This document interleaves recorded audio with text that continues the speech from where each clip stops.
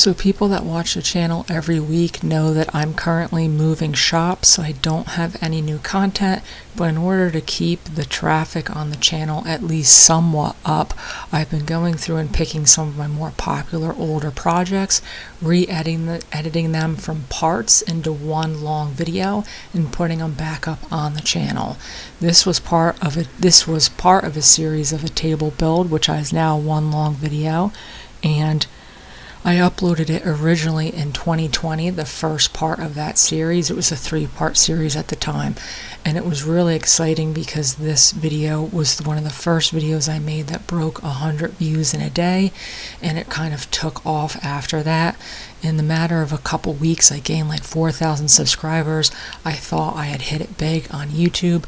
Needless to say, if you saw this original video or have joined the channel since then, that momentum definitely did not hold. But at the time, this was a really exciting project, at least for me.